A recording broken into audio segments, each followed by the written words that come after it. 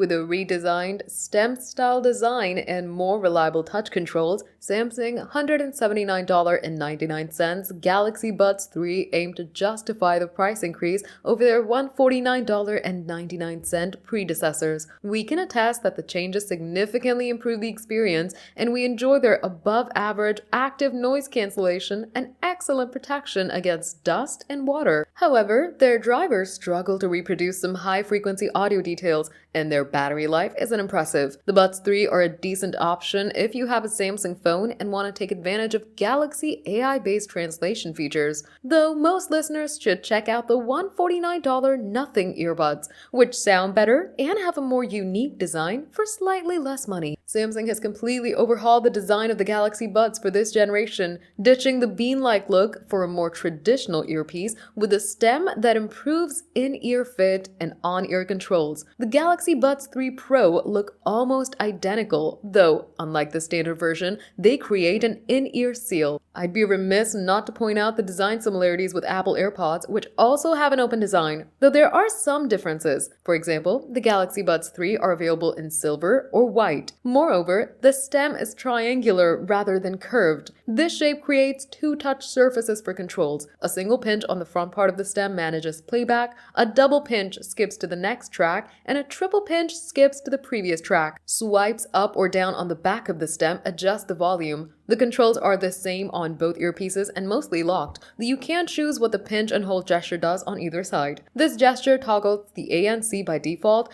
but you can't set it to activate Samsung's Bixby voice assistant or the AI-based interpreter feature. I found the touch controls relatively easy to use and like the separation of functions. The earphones also support hands-free voice control for basic operations. Each earbud has a single 11mm dynamic driver, although Samsung doesn't advertise the frequency response. To get a fancier setup with a planar driver, you need to upgrade to the Pro model. The Buds support Bluetooth 5.3 and the AAC Samsung Scalable and SBC codecs. SSC enables playback at up to 24-bit per 96 kHz, though only on Samsung phones. For comparison, the Nothing Ear and Anker Soundcore Liberty 4NC support more widely available LDAC codec for high-quality streaming on Android devices. Otherwise, the Buds 3 offer Google Fast Pair and automatic switching between Samsung devices and PCs, but not multi-point connectivity. The earbuds have the same IP57 rating as the Pro model, meaning they're moderately dust-resistant and can survive immersion in water at depths of up to 1 meter for 30 minutes. Neither sweat nor heavy rain should cause an issue. This is a major improvement over the IPX2 rating of their predecessors. The charging case isn't water resistant at all, however, so make sure to dry the earpieces before docking them. If you want the ultimate in durability for running or other intense exercise, the IP68 rated Jabra Elite 8 Gen 2 earphones come with an IP54 rated case. Samsung says the Galaxy Buds 3 can last up to 5 hours per charge with ANC on,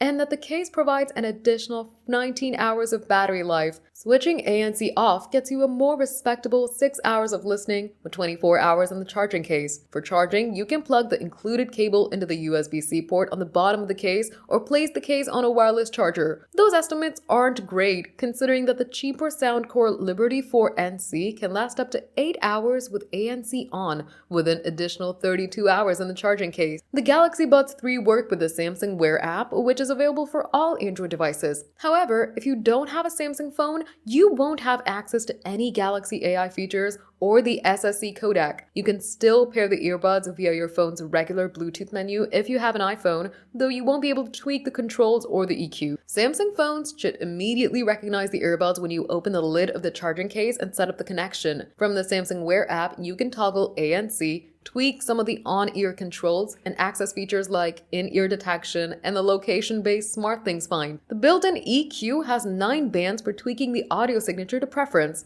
Several presets are available too, including the default balance choice. An optional adaptive equalizer tool promises to use AI to tailor the listening experience to your ears. On Samsung phones, the earbuds enable AI-based features outside of the Wear app. For example, you can use them with the Interpreter app's conversation mode, which translates spoken words between two parties. That app also has a listening mode that can translate videos, lectures, and so on. These features worked fairly well in testing, although some of the translations were were slightly unnatural. Unlike other open-style earbuds, the Galaxy Buds 3 offer noise cancellation. This feature doesn't work as effectively as for models that create an in-ear seal, like the Nothing Ear or Soundcore Liberty 4NC, but it still exceeded expectations. Note that you can't manually set the ANC level and don't get the AI-based adaptive noise cancellation feature of the Buds 3 Pro. To start, the earbuds did a pretty good job of canceling out plain noise. I could still hear some low-end rumble, but much less so than with the ANC off. On a bus, the ANC was a bit less effective.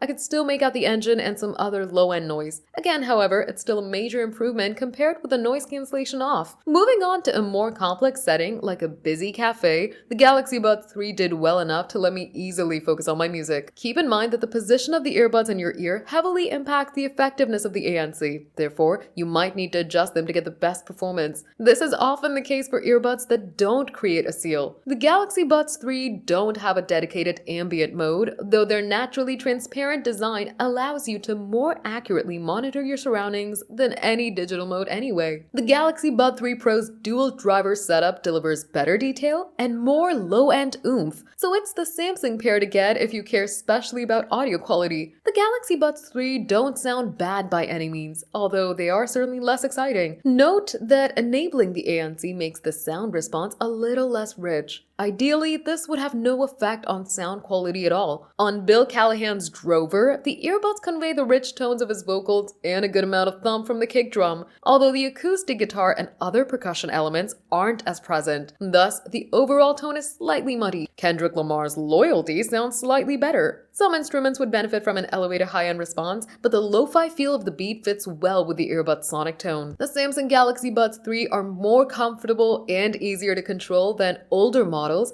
thanks to their stem-style design and their noise cancellation surprisingly good considering the open design. If you want the best earbuds for the Galaxy ecosystem, the Buds 3 Pro offers superior audio quality, longer battery life, and a more compelling mix of features, but they cost significantly more. If you don't want to spend that much, the standard Buds 3 are a reasonable alternative. If you don't have a Samsung phone, the Nothing Ear earphones offer more elegant looks, a cross-platform app, and better overall codec support than the Buds 3 for a bit less cash.